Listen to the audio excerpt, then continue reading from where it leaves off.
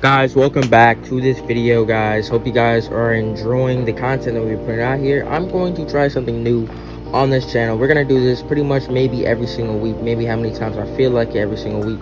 But we will be going through pretty much every single game that have been played in that week. And we'll just be going on and talking about them. New York Mets versus Miami Marlins series, the first game of this series. And this game was okay. I'm not gonna lie. I mean, there was a couple good hits. It's pretty much the Mets they didn't really get any good hits off in the first, top of the first for them. You know what I'm saying? The Miami Marlins did get a couple of good hits, but really it was mostly pop-ups. As you can see in the video, the Mets are wearing their, City Connect uniforms that they will be wearing only a couple games this year.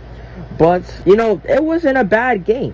You can't lie, it wasn't a bad game. Eventually, of course, the Mets will come out on top. Brett Beatty would hit a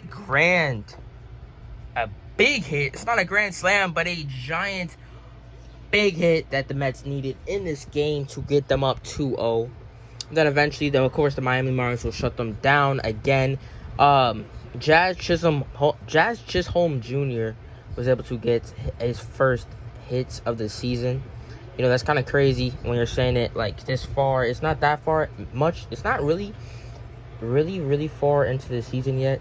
There still is time, a lot of time left in the season, but it's always good to get that first hit, get you rolling, get you hot. You know what I'm saying? 1, 2, Jedi! George Soler hit a big hit, his first home run of the season, a big home run, and that will now get the Miami Marlins on the board, tie that game 2-2. Now the Miami Marlins will continue hitting pretty well. The Mets will be forced to change their pitcher, and the Miami Marlins will just continue to hit. They were not letting up in the bottom of the second, okay? They were not gonna let this Mets team come back, but of course the Mets will finally get them down, but not after the Miami Marlins continue to hit. After pretty much 2 errors this game, one by their second baseman and the other by their outfielder, the Mets need to fix that.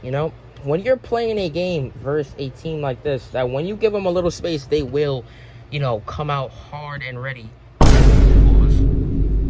You need to shut them down. And that's what the Mets were continuing to fail there. Miami Marlins will come up 3-2. And unfortunately, the Mets could never come back. They could never get enough steam. And the Marlins will end this game 3-2 to pretty much, put them on the board for the first game of this series. Alright, guys. So the next game is pretty much just the Twins versus Cincinnati Reds. And let's be honest, the Reds have not been good this year. I mean, Dela de la Cruz has been very mediocre. He hasn't really been getting a ton of hits. He hasn't really even been getting on base, let's be honest. Twins are picking up heat, though, as Brian Burton, or Buxton, is one of the two, would hit a freaking home run to get that score up to 2-0. This Cincinnati Reds team, and they will continue to have errors that will would really damage them. I'm not gonna lie. The errors in the league right now is not looking good. As we're gonna talk about this later, but Jose Altuve has not been making the smartest moves this season. It's looking very dangerous for that team.